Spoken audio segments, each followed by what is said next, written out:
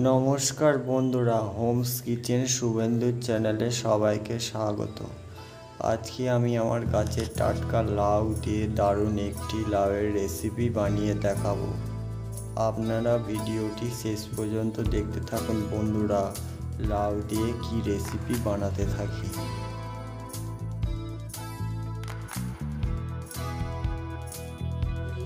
তাহলে চলুন রান্না শুরু করা যাক বন্ধুরা। প্রথমে কড়াইতে পরিমাণ মতো একটু সর্ষের তেল দিয়ে দেবো, অল্প একটু নুন দিয়ে দেব, 3টে ডিম ভেঙে রেখেছি সেটা ভেজে নেব। বেশি ভাজবো না, হালকা করে একটু ডিমটাকে ভেজে নেব।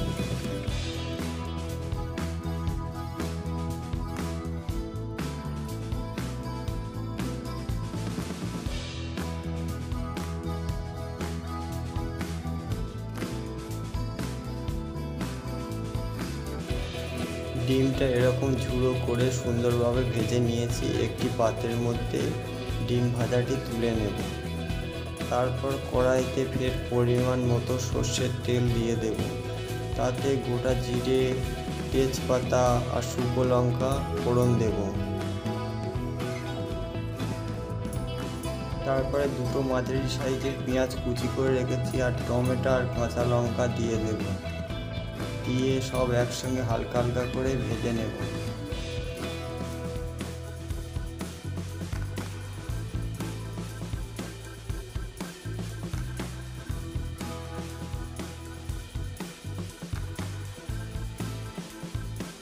খুব সুন্দরভাবে পেঁয়াজ টমেটোটা ভাজা হয়ে গিয়েছে। এবার আগে থেকে আদা, রসুন আর জিরে একসঙ্গে বেটে রেখেছি দিয়ে দেব। স্বাদ মতো লবণ দিয়ে দেব। তারপর দেব পরিমাণ মতন হলুদ গুঁড়ো, পরিমাণ মতো লঙ্কার গুঁড়োও দিয়ে দেব। ভালো করে মশলাটা কষিয়ে নেব যাতে কাঁচা গন্ধ না থাকে।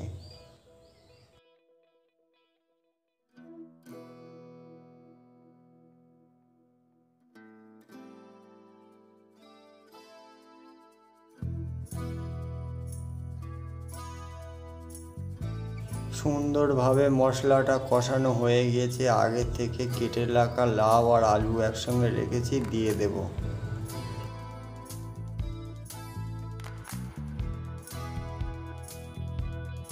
ভালো করে মশলার সাথে লাউটাকে ভালো করে কষিয়ে নেব।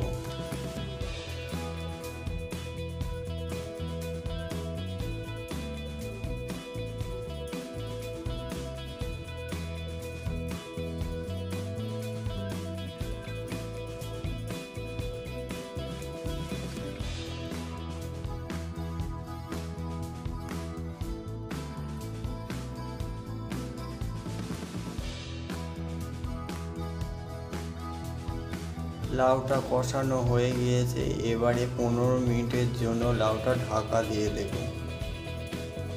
15 মিনিট হয়ে গিয়েছে, ঢাকা খুলে দেব। খুব সুন্দরভাবে লাউয়ের রস মরে গিয়েছে।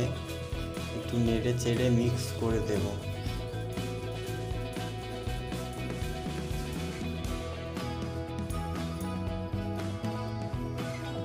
লাউ থেকে যা জল উঠেছে ওই জলে সেদ্ধ হয়ে যাবে। এবারে ভেজে রাখা ডিমগুলি দিয়ে দেব।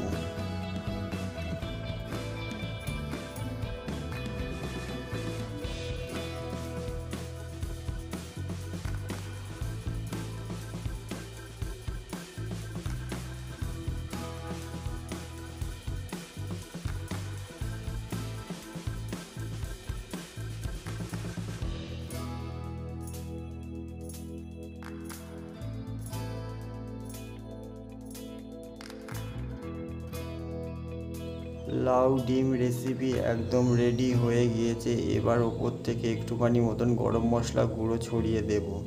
তারপরে দেব একটুখানি মতন ঘি। গরম মশলা আর ঘিটাকে ভালো করে লাউয়ের সাথে মিক্স করে দেব। খুব সুন্দর একটি গন্ধ বার হচ্ছে লাউ থেকে। আপনারা এই রেসিপিটি ভালো লাগলে একবার বানিয়ে ট্রাই করে দেখতে পারেন বন্ধুরা। হয়ে গিয়েছে, এবারে একটি পাত্রের মধ্যে লাউ ডিমের রেসিপিটি লাগিয়ে নেব। বন্ধুরা, এই লাউ ডিম রেসিপিটি ভালো লাগলে লাইক, কমেন্ট, সাবস্ক্রাইব আর বেশি বেশি করে শেয়ার করবেন। আর হোমস কিচেন শুভেন্দু চ্যানেলটির পাশে থাকবেন বন্ধুরা। এরকমভাবে লাউ ডিমের রেসিপি বানিয়ে একবার ট্রাই করে দেখতে পারেন বন্ধুরা। এটি গরম গরম ভাত, রুটি, পরোটা দিয়ে খেতে খুবই ভালো লাগবে বন্ধুরা।